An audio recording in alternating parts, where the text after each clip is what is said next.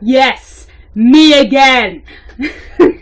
Okay, everybody. So I wanted to, or rather, I just couldn't resist talking about this movie. It is another one of my favorites from the 1950s, and it is All About Eve, starring Bette Davis, Anne Baxter, and directed by Joseph L. Mankiewicz.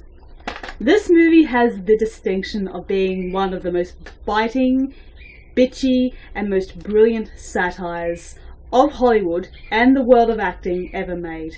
Now, although the setting of the film more or less takes place on the theatrical stage rather than in, say, Hollywood like Sunset Boulevard did, it still has very much the same message. That is to say, the industry is cutthroat and it is a ceaseless cycle of, treachery and backstabbing. And that is what makes it so damn compelling.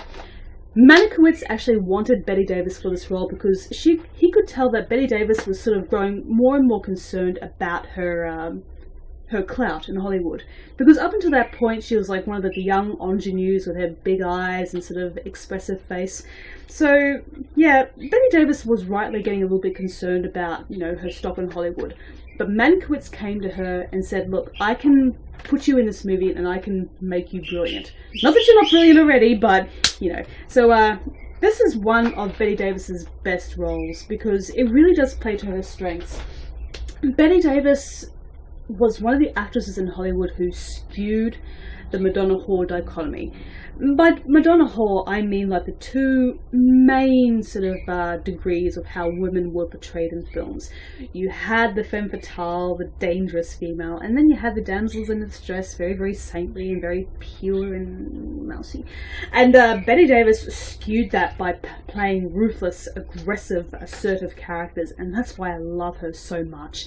She wasn't what you'd call a conventional Hollywood beauty that was like constantly being fed to you at the time, but she held her own. She was her own woman, and that attitude is what got her so far in her career and still remains one of the most endearing figures today. And then you have Anne Baxter, who was at the time very young, and she was a very sort of prominent talent in Hollywood.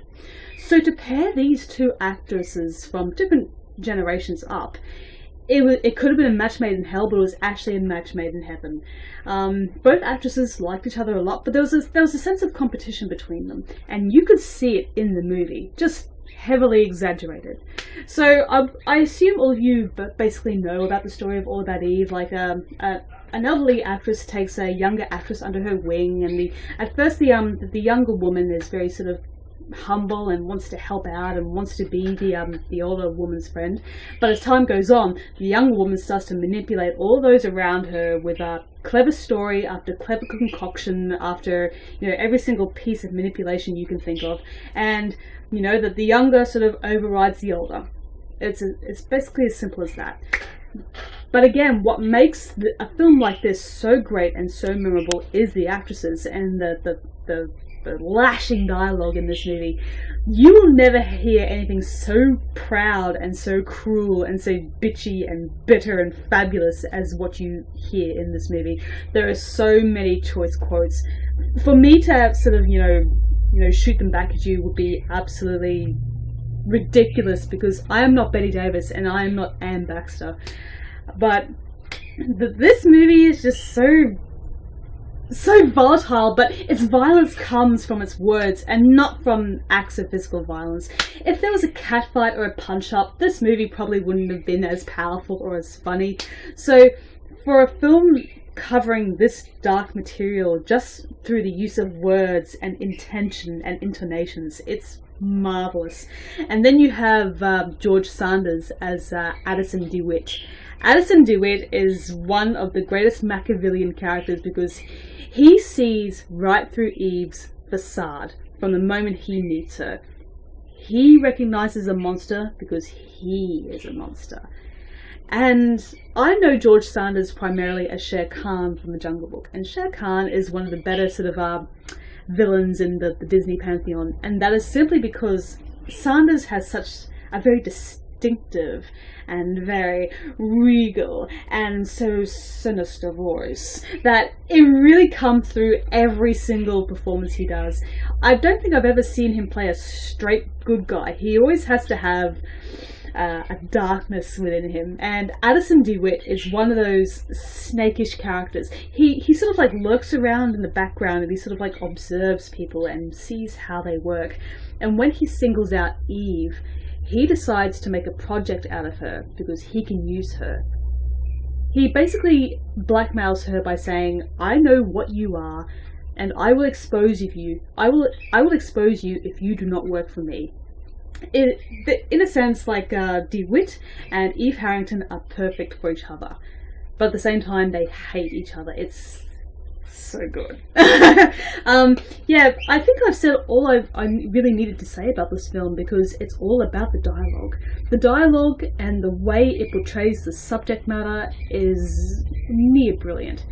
Now, as a lot of you who have seen Showgirls have undoubtedly seen, Showgirls borrows a lot from All About Eve.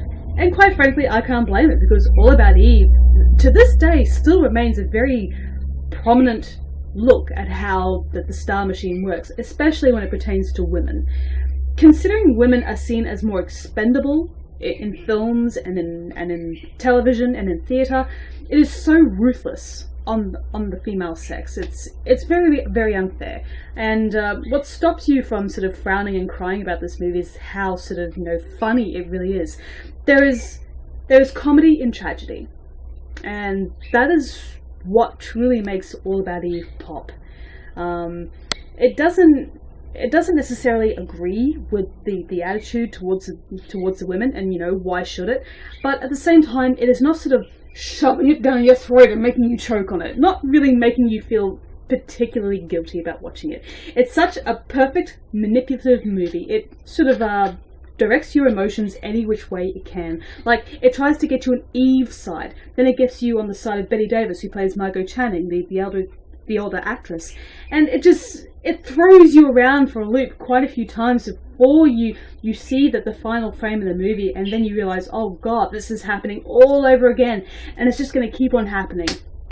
It's wonderful. So I would give All About Eve a say 4.5 out of 5. Now, the reason why I deduct about half a point is simply because, some people may be thrown off about the differing narrative. Are they thinking, is it Eve's story? Is it Margot's story? There's no sort of definitive sort of through line of this movie other than the subject material. But you know what? All About Eve is incredible. I highly recommend it, especially if you are a fan of very witty and very biting satire.